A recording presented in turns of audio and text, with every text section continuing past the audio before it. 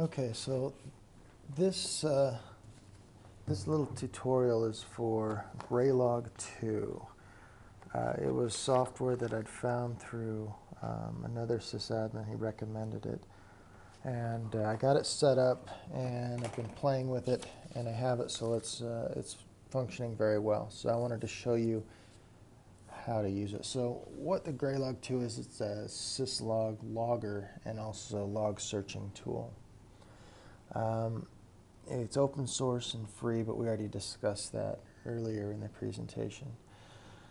So now if I log in, because there's user accounts, so first you have to log in, which everybody has an account created.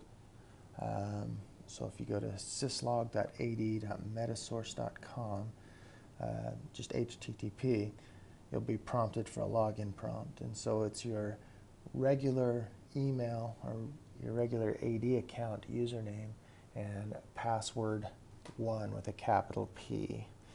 So I'm going to log in with a user I created. Now this user has only read privileges. There's two types of privileges. One is read and one is admin. So there's a lot of different options with the admin, and so I think for the most part, for everybody using it, I think if we just use the regular users for the most part, it'll be a lot easier to use. So we'll go through with the user as a reader. So these are the streams. So a stream of data is just a bunch of logs, files, but they've been filtered.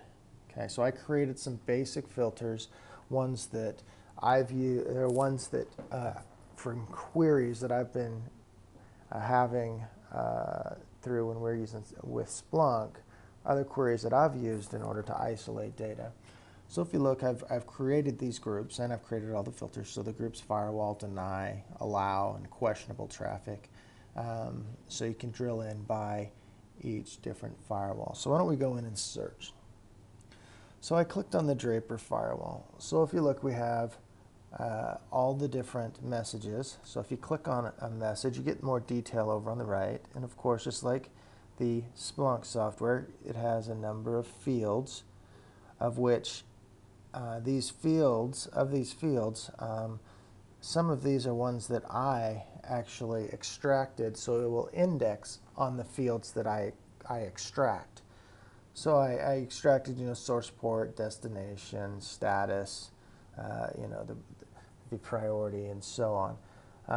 So you can also search and group by those. So once you're in the stream, you can see there's a lot of messages coming in. Right now we're getting about 28 messages per second that are coming into the log. So it's a lot of data.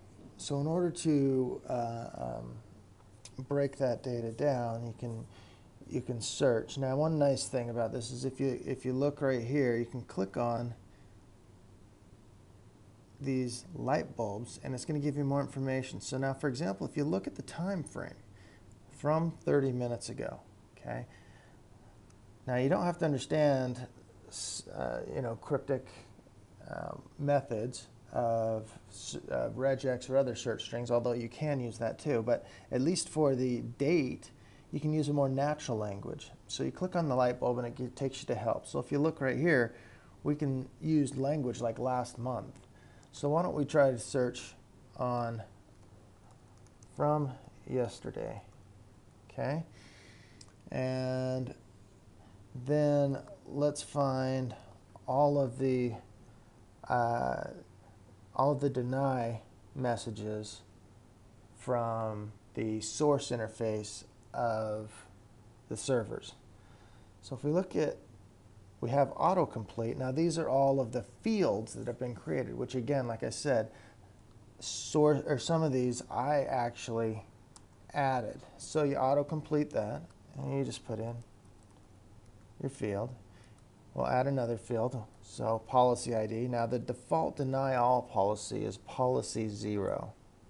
All right, so go ahead and run the filter, and then you can look and you can see you can get a distribution based off of a field if you wanted. So then you could, for example, get a distribution based on the destination of the addresses. So if you look, now it has a count based off of destination. So there we have broadcast heading up the top of the count for denies, which makes sense.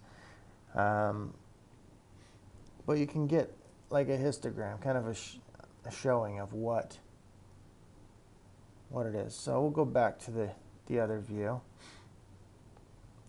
Oh, you can also show it in intervals here too, up on top.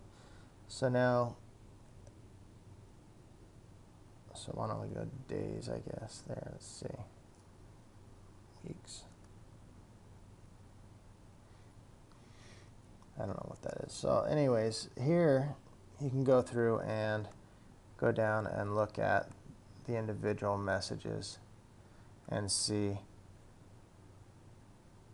those are it's in the deny stream, it's in the Draper FortiGate stream, and the policy 0 stream. But here's the actual message right here that you can read. And it has a summary of the message here, which if we wanted to see more of the text in this message, that's customizable. So that's using the quick filter in the different streams.